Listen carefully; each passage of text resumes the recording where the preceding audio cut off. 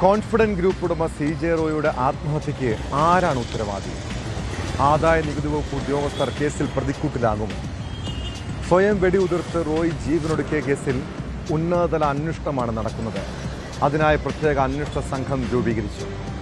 വെടിയുണ്ട ഇടതുനെഞ്ചിൽ തുളച്ചു കയറി തൽക്ഷണം മരിച്ചെന്നാണ് പോസ്റ്റ്മോർട്ടം റിപ്പോർട്ട്. ആദായ നികുതി വകുപ്പ് ഉദ്യോഗസ്ഥരാണ് റോയിയുടെ മരണത്തിന് കാരണമെന്ന് കുടുംബം ആരോപിക്കുന്നു.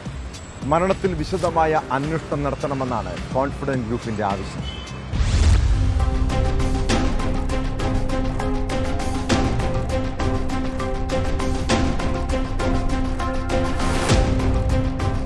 ആദായ നികുതി വകുപ്പിന്റെ റെയ്ഡിനിടെ സ്വയം വെടിവെച്ച് മരിച്ച കോൺഫിഡന്റ് ഗ്രൂപ്പ് ഉടമ CJ റോയിയുടെ ആത്മഹത്യയിൽ പ്രത്യേക അന്വേഷണ സംഘം രൂപീകരിച്ചു. DIG വംശി കൃഷ്ണയ്ക്കാണ് അന്വേഷണ ചുമതല നൽകിയിരിക്കുന്നത്.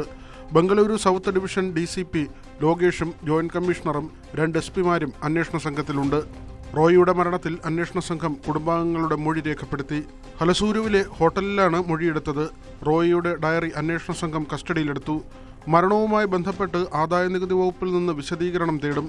റോയിയോട് ഒപ്പിടാൻ ആവശ്യപ്പെടുക മാത്രമേ ചെയ്തിട്ടുള്ളൂവെന്നും സമ്മർദ്ദം ചെലുത്തിയിട്ടില്ല എന്നും ആദായ നികുതി വകുപ്പ് ഉദ്യോഗസ്ഥർ പറയുന്നു.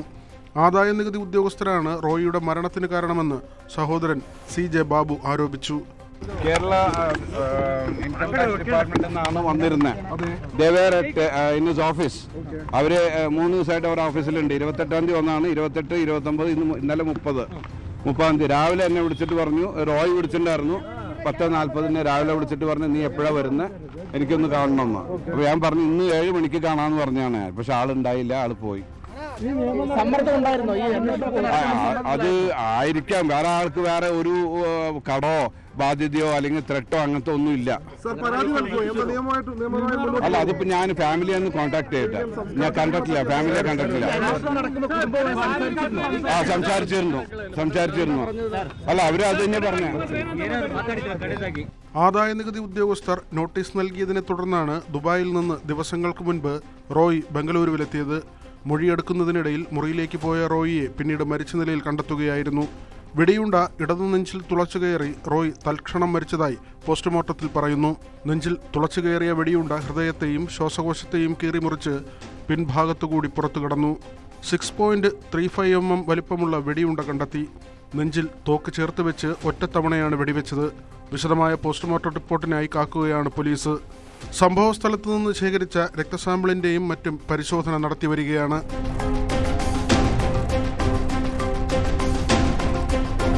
റിയൽ എസ്റ്റേറ്റ് കമ്പനിയായ confident group chairman CJ Roy മരണത്തിനു മുൻപ് അമ്മയോട് സംസാരിക്കണമെന്ന് ആഗ്രഹം പ്രകടിപ്പിച്ചിരുന്നതായി പറയുന്നു.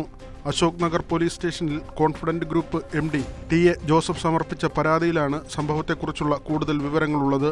ആരെയും ക്യാബിനിലേക്ക് കയറ്റിവിടരുതെന്ന് സെക്യൂരിറ്റിയോട് പറഞ്ഞ ശേഷം ക്യാബിനിൽ പോയി റോയ് സ്വയം വെടിയുതിർക്കുകയായിരുന്നു. 10 മിനിറ്റിന് ശേഷം കമ്പനി MD TA ജോസഫ് ക്യാബിന് മുന്നിലെത്തി മുട്ടിയെങ്കിലും അകത്തുനിന്ന് പ്രതികരണമുണ്ടായില്ല. കതക് ഉള്ളിൽ നിന്ന് ലോക്കിട്ട നിലയിലായിരുന്നു. കതക് തകർത്ത് ഉള്ളിൽ കയറിയപ്പോൾ ഷർട്ടിൽ നിറയെ ചോരയുമായി കസേരയിൽ ഇരിക്കുന്ന നിലയിലായിരുന്നു റോയ്.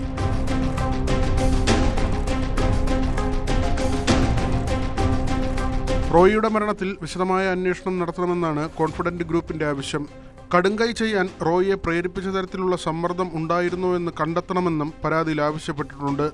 റെയ്ഡുകളെ തുടർന്ന് താൻ അനുഭവിച്ചിരുന്ന ഉത്കണ്ഠയും മാനസിക സമ്മർദ്ദവും അദ്ദേഹം പങ്കുവച്ചിരുന്നതായി റോയിയുമായി അടുപ്പമുള്ളവർ പറയുന്നു.